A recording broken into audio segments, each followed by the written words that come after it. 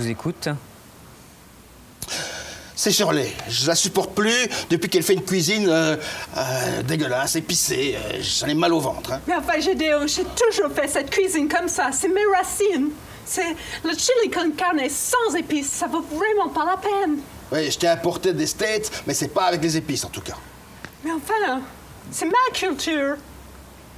Vous savez, les cultures, ça se mélange, ça se différencie. Je pense qu'on peut aller petit à petit à se découvrir. Mais on s'est déjà tout découvert. Et il connaît ma cuisine. Et là, maintenant, il se réveille d'un coup. Ah non, je n'aime plus l'épicé. J'ai mal au ventre. Pourquoi vous n'aimez plus cette cuisine? Qu'est-ce qui se passe? C'est tous les jours la même chose et c'est toujours clac, clac, clac, clac. Pas partout, hein. Je vous demanderai de rester un tout petit peu courtois.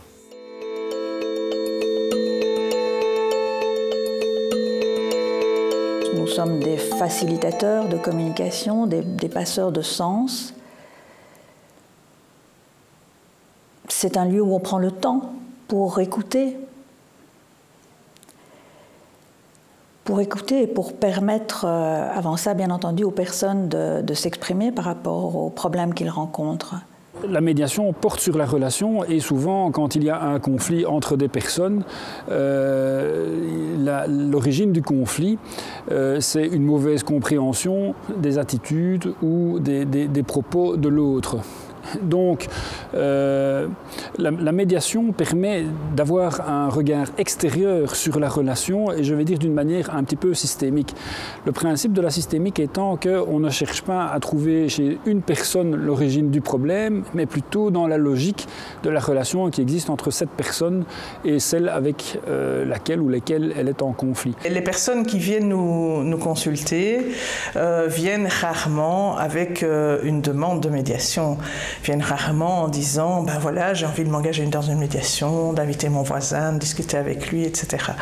La première démarche, c'est souvent une plainte. J'en ai marre du bruit de mon voisin, qu'est-ce que je pourrais faire? On m'a dit que vous pourriez m'aider en médiation. Et c'est à ce moment-là, nous, notre travail, c'est de proposer la médiation aux personnes. Hein, dire ben, on ne va pas vous aider, mais peut-être que vous pourrez arriver à trouver une solution avec votre voisin. La médiation permet de faire ce travail, je vais dire d'abord d'explicitation de la relation, voir un petit peu ce qui se passe, ce que les gens ont envie de dire, etc. Et puis de faire apparaître parfois des logiques qui échappent aux intéressés. Et donc c'est quand les personnes qui sont impliquées dans la relation changent leur regard sur ce qui se passe qu'il est possible d'envisager d'autres logiques d'interrelation et de sortir du conflit. Je pense que la médiation permet aux personnes de devenir acteurs de leur propre vie. Nous, comme médiateurs, on chemine à côté d'eux le temps nécessaire de clarifier la situation, de sortir du conflit qui les empêche d'avancer et clairement, avec des idées bien réfléchies sur leur situation, se permettre de prendre des décisions, quelles qu'elles soient, sans aucun jugement. Et le fait de dire, mais en fait, ce problème... vous pouvez peut-être le résoudre avec votre voisin. Ça redonne souvent confiance aux personnes. Donc ça, je trouve que c'est déjà un bénéfice important. Ils sortent d'ici autrement que comme ils sont rentrés. Donc bonjour à tous les deux. Bonjour. Je vais vous rappeler les faits. Hein, donc vous le savez hein, certainement, vous êtes l'auteur, mais moi, je sais, donc j'ai volé, j'ai brisé sa vie, voilà. C'est bon, c'est clair. Ok, donc nous sommes là pour trouver une solution, puisque vous ne savez pas parler ensemble, donc voilà. Mais qu'est-ce que je peux faire? Trouvons la solution. Qu'est-ce que je peux faire? J'essaye, je sais, moi je vais aller en prison, j'ai compris. Hein. Depuis des années qu'on se connaît, tu me fais ça, tu viens dans mon magasin, écoute, c'est pas très malin de ta part. Alors c'est la dernière fois que je fais un geste. Mais tu m'entends bien, c'est la dernière fois. Je te propose de venir travailler dans le magasin. J'ai dit travailler, j'ai pas dit dévaliser. Réfléchis à la question. Sinon après, moi je n'en peux plus, écoute, ça suffit. Ce sera évidemment la justice. Ouais, mais combien de jours? Tout ça, on déterminera. Voilà. Qu'est-ce que vous en pensez? De toute façon, on ne va pas parler de jour. On va rester sur cette solution. D'accord? Donc, Vous serez d'accord? Voilà, travailler dans le magasin. Okay. Magnifique. Allez, je suis contente. Vous avez trouvé une solution. Bien. Donc il faut les aider à passer d'une position de victime à une autre position qui va permettre l'écoute réciproque entre elles. Et la possibilité d'envisager de collaborer à trouver ensemble une solution. Puisque c'est ça, a priori, l'objectif de la médiation, c'est par rapport à une difficulté, à un conflit, permettre aux personnes de co-construire une solution par rapport à leurs problèmes. Médiation, c'est certainement un appel à justice. Le judiciaire devrait répondre à la justice, mais il y a des zones où il ne répond pas parce qu'il est limité par sa légalité. La médiation a des espaces plus vastes de travail parce qu'elle peut travailler sur la légitimité à l'intérieur d'un cadre de légalité.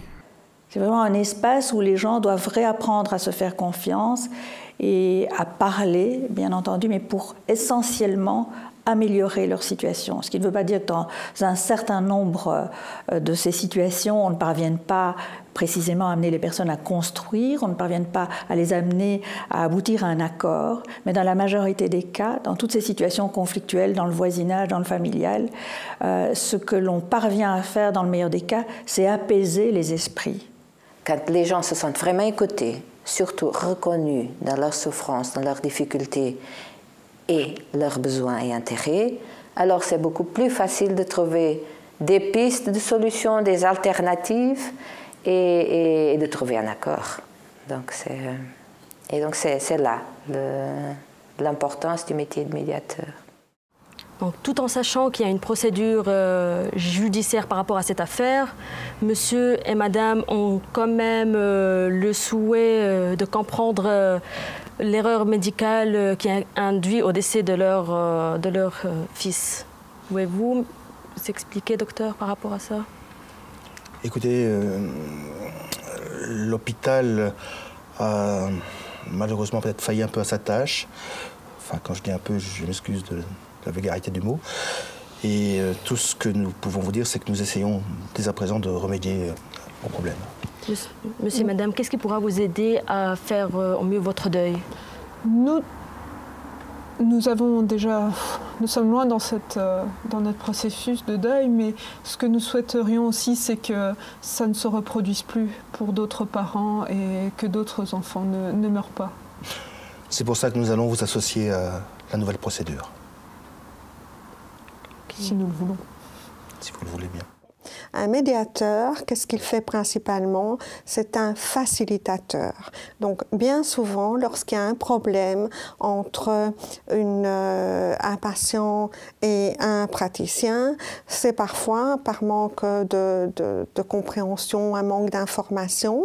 Et donc, le médiateur va être la tierce personne qui va amener ces deux personnes à voir à quel niveau il y a eu rupture dans la communication. La présence de la médiatrice a amené différents acteurs de l'école à repenser leur place et leur positionnement professionnel.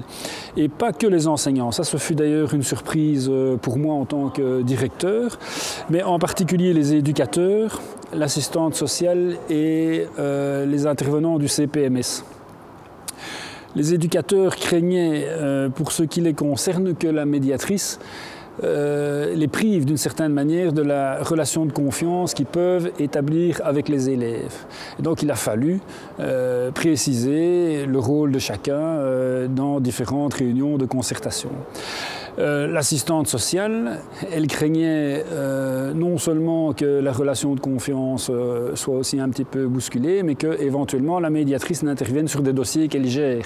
Et donc là, il a fallu préciser ce qui était le sens de la médiation scolaire, ce qui fut aussi nécessaire avec les agents du PMS.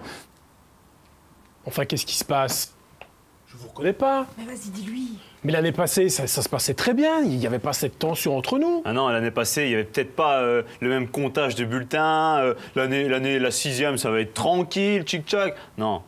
Là, désolé, mais non, impossible. Mais je comprends pas ce qui se passe. Qu'est-ce que je vous ai fait? Vous êtes tout à fait différents. Mais c'est normal, vous avez vu l'exercice que vous nous donnez. C'est impossible. On est en train de rater notre 6e, quoi. Monsieur Dupuis, bonjour. Bonjour. Chers élèves, bonjour. Bonjour. Voilà, si on m'a appelé ce jour, c'est pour pour vous donner des pistes sur le problème qu'il y a avec votre professeur et vous, qu'on ne reconnaît plus. Ça à qui le dites-vous? Ce n'était pas comme ça l'année passée, il doit bien avoir une raison. Il y a moyen d'en discuter. Notre porte-parole, vas-y. Ah ouais. Ouais, vous en pensez quoi? On va en discuter quand même. Parce que c'est notre 6e, quoi. Ouais, ok. C'est bon pour moi. Ok.